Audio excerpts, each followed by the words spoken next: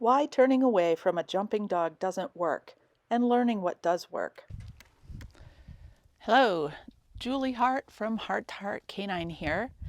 I'm going to re-explain a common method that people try to get their dogs to stop jumping on them, and why it doesn't work, and what dogs can teach us about how to modify this method that doesn't work into something that does work.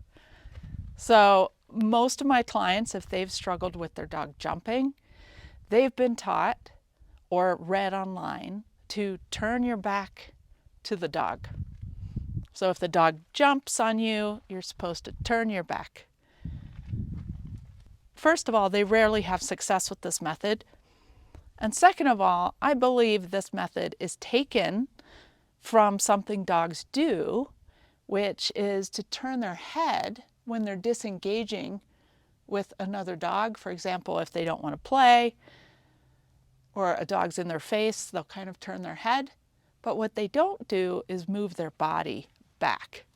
Dogs will keep their body in the spot that they're in unless that other dog is somehow seen as a threat or too assertive. Please keep in mind this advice is for dogs who are not a threat to their handlers. If you have a dog that's biting you, then seek professional help. Usually when I go into someone's home and I train dogs in people's houses and the dog greets people by jumping on them, usually what I do is just stand my ground. Because I don't know this dog yet, I don't know if I want to step forward into that dog's space in his own territory, but usually what I'm not going to do is step back. Because if I do that, I just signaled to that dog that he is influencing me more than I am influencing him. And if I'm going to guide a dog to better behavior, I can't make the first interaction we have of me being influenced by his behavior. So there's a couple reasons why turning your back on a dog doesn't work. Come here, buddy. One of them is that dogs are programmed to follow motion moving away from them. So as you can see, Tipton will follow my hand. He will also, Tipton, come here. He will also typically follow where I turn because, again, he's programmed to do so. Genetically, it's prey drive. They follow things that move. So if you're going to turn your back on a dog, you're actually kind of inviting them to follow you and perhaps even jump on you more. So this could get into quite a precarious situation because then the dog feels like maybe you're playing or running away from them and they're more likely to chase you. So what I've done is I've watched my dogs for 15 years and other dogs that come into my home, and I've realized what they do is that they will actually turn their head but keep their body where it is. So this way, they're not giving up their space,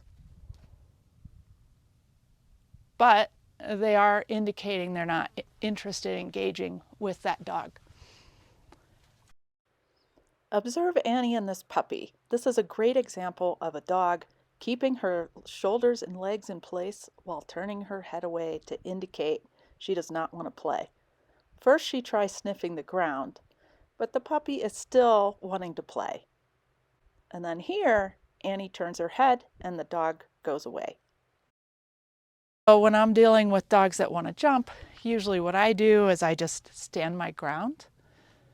And I don't get excited, I don't get upset, but I'm standing my ground and my mindset is confident and calm. What I don't want to do is start using my hands to push the dog down because again, dogs are programmed to follow moving things. And if we're moving our hands a lot, it usually just excites the dog more. And they may start jumping at you more. I also find what's very effective, Tipton, come. Come. If I know the dog is safe to do this with, is I just shift my weight just ever so slightly, and the dog will then disengage with me. And you can also move the dog by stepping in to it gently. There's also this old technique out there about kneeing the dog in the chest or somehow hurting the dog. This is not necessary either. The dogs have taught me that that is probably an overreaction to what they're doing. Here's a quick example of Lexi the black dog holding her ground and turning her head away when Indy tries to engage, right here. Even my old coonhound Coltrane would stand his ground and turn his head away. And here my dog Shiloh is playing with a puppy who's jumping on her. Shiloh doesn't want that to happen, so she keeps turning away her head. Here my dog Chardonnay is turning her head, but also stepping into this rascally puppy space until the puppy calms down sufficiently, and then Chardonnay walks away.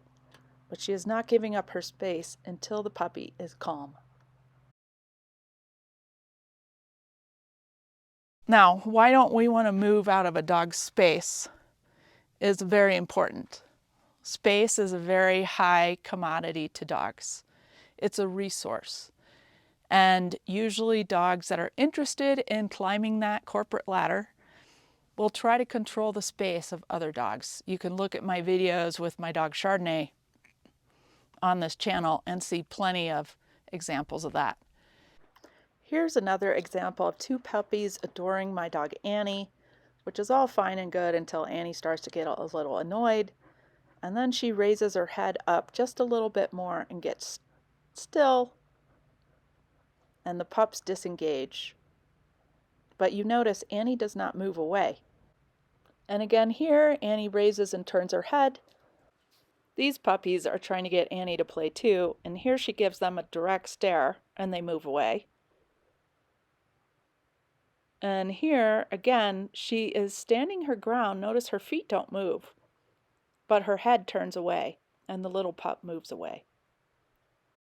A lot of times, dogs that jump on you when you return home or on visitors to the house, they could either be excited, they could have gotten affection for doing that behavior, or they're trying to reestablish some type of relationship they have with you. Or if you're a visitor to the home, it might be their subtle way of telling you, hey, this is my house. I don't want to acquiesce my body space or my status to the dog. I want to remain either equal or slightly higher than the dog. And if I'm constantly giving away my space by turning around, I'm sending the wrong message to the dog. I'm sending them a message that they're in charge of my space and they can easily move me out of the way, and therefore I'm willing to give up that resource to them, which therefore lets them know that they're in charge of me. So what I've watched my dogs do for a very long time is just, again, stand their ground and don't be angry, don't be frustrated, but be consistent and persistent. And usually the dog will get tired of the game and just go away. But if I turn my back on them, they're like, I got her. I can manipulate her because she just moved out of my way when I jumped on her. You're allowing the dog to have an effect on you.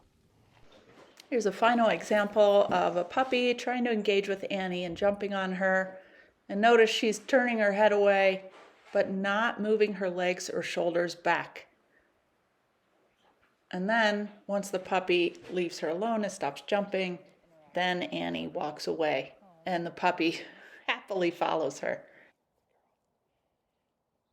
So I like to come in and actually have an effect on the dog, which is by me just standing my ground or either slightly leaning in or making a little step forward. I can then have the dog eventually move away from me. I hope that explains why I think this technique has been misinterpreted from what dogs do, and I hope me explaining it more and how dogs actually perform this technique will help you implement it with your jumping dog. Thank you. Please like and subscribe for more great videos like this one.